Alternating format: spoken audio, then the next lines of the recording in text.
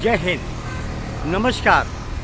फिर एक बार आपके सामने मुंबई से मैं हूँ रविंद्र जैन, देश और जनता के हित में सदैव तत्पर, बिंदास और बेबाक बोलने वाला।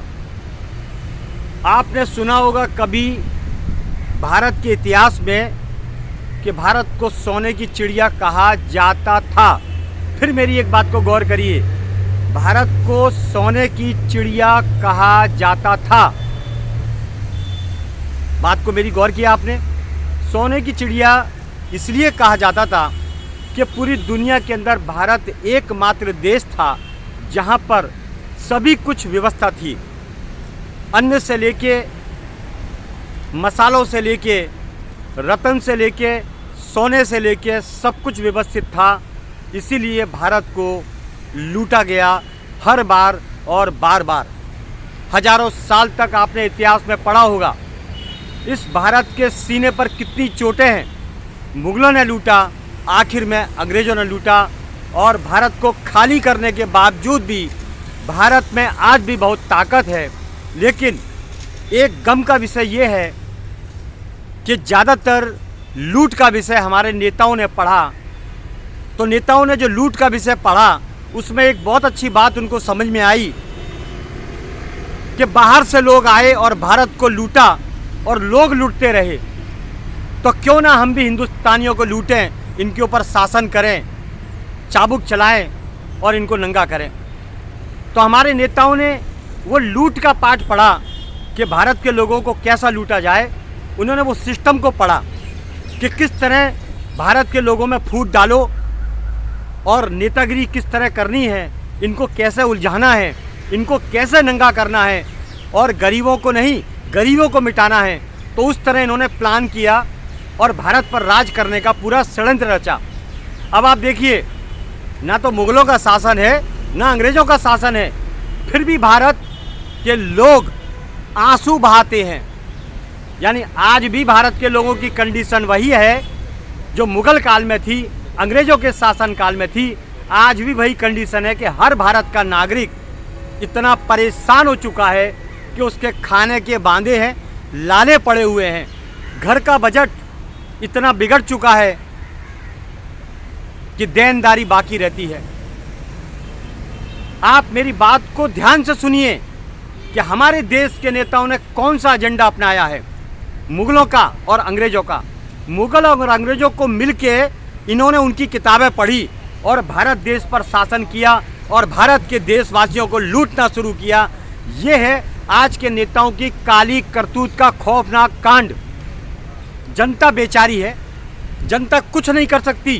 ज़्यादा बोलेगी जनता तो उसको कानून में फंसाया जाएगा, उसको शासन प्रशासन मिलके उसके ऊपर देशद्रोही का केस डाला जाएगा। और आपको तो मालूम है भारत में क्या चलता है, कोर्ट में सिर्फ मिलेगी तारीख, थैले भर भर के, ट्रक भर भर के, उसका नतीजा नहीं आएगा। नतीजा तो पैसे वालों का आएगा, जिनके पास पैसे हैं उनका नतीजा आता है, बाकी गरीब जनता का नतीजा जीरो। तो भारत की ऐसी स्थिति है, ज़्यादा बोलने पर, सही बोलने पर, सच बोलने पर हमारे नेता झूठा केस डलवाते हैं, अपनी ताकत का गलत इस्तेमाल करते हैं। तो आम आदमी इसलिए बोलने से डरता है कि खाने के घर में बांधे हैं, इनके खिलाफ बोला तो कोर्ट कचहरी में उलझा देंगे, जो बचा कुचा है वो भी पूरा हो जाएगा। तो इन नेताओं के ऊपर सख्त कानून नहीं बनाया जाता, ये एक बड़ी समस्या है और हमारे भारत का दुर्भाग्य है। अगर एक कानून है, एक विषय है, एक संविधान है, एक लोकतंत्र है, एक प्रजातंत्र है, तो नेताओं को इससे अलग नहीं रखना चाहिए। एक ही कानून में, एक ही कानून के दायरे में शासन और प्रशासन को रखा जाए। नेताओं की मनमानी चलती है, हर जगह इनकी मनमानी चलती है। इनसे अगर खर्चा पूछा जाएगा तो खर्चा बताने में आनाकानी करेंगे, उल्टा केस डाल देंगे। और हम लोगों से शासन प्रशासन के वास्ते नोटिस भेज के जो पूछा जाता है कि आपने घर कहाँ से लिया, आपने कितना कमाया, ये कहाँ से लाए। हम तो ये बोलना चाहते हैं कि एक कानून है तो आप भी अपना खर्चा बताओ। हर नेता को अपना खर्चा बताना जरूरी है कि 5 साल में 500,000 करोड़ रुपए कैसे कमाता है। इतना ईमानदार तो है नहीं हमारे देश का नेता कि ईमानदारी से मेहनत करके कमाता है। देश को बर्बाद कर दिया, जनता को ख़त्म कर दिया, जनता का निवाला छीन लिया। और एक मज़े की बात और हम बताना चाहेंगे कि भारत में जितना भी करप्शन होता है, उस करप्शन में 50% का भागीदार भारत का नेता होता है। वरना भारत का इतिहास आप पढ़िए, ये भारत एक ऐतिहासिक गढ़ है, ये भारत की मिट्टी योद्धाओं की है। इस भारत के अंदर ऐसे ऐसे योद्धा पैदा हुए हैं जिनका इतिहास स्वर्ण अक्षरों में आज भी लिखा हुआ है और आज भी बाहर के लोग उसको फॉलो करते हैं। या तो छत्रपति शिवाजी महाराज का नाम ले लो, महाराणा प्रताप का नाम ले लो, महारानी लक्ष्मीबाई का नाम ले लो, अहिल्याबाई का नाम ले लो, पृथ्वीराज चौहान का नाम ले लो, और मैं कितने नाम लूं। लेकिन इन नेताओं की औकात कितनी है वो हम आपको बताना चाहते हैं। उनकी फोटो के साथ अपनी फोटो खिंचाते हैं, किस लिए? कायर तो पहले से थे हमारे नेता, आज भी कायर हैं। इसलिए फोटो खिंचाते हैं कि हमको लोग देखें, लोग हमको पहचानें। यानी छत्रपति शिवाजी को पूरी दुनिया जानती है, इन नेताओं को कोई शक्ल देखना पसंद नहीं करता है, इसलिए उनकी फोटो की बाजू में खड़े हो जाते हैं। इन नेताओं की एक खास बात और है, 15 अगस्त और 26 जनवरी को झंडा फहराने जरूर निकलेंगे।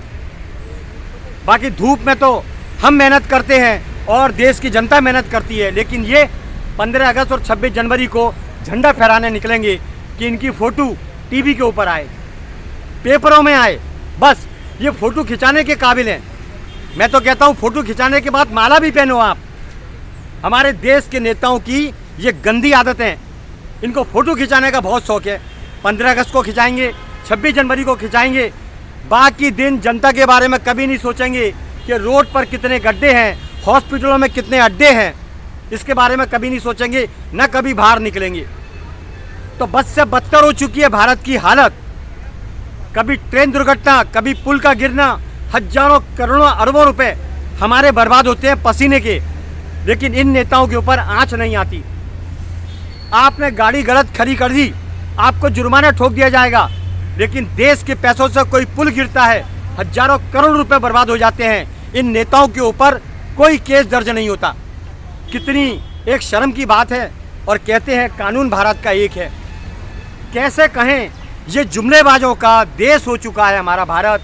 यहाँ पर कानून का कोई विषय नहीं, कानून सिर्फ गरीब आदमी के लिए है, बाकी इन भ्रष्टाचारियों के लिए, नेताओं के लिए भारत में कोई कानून नहीं।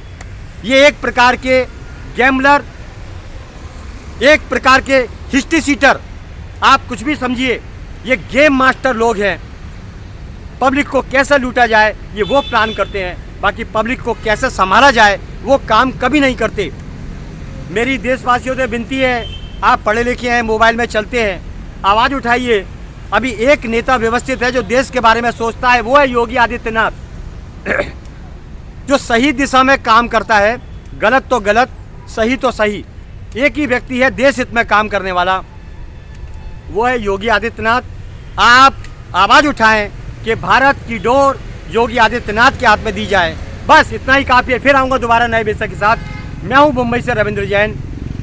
जय हिंद।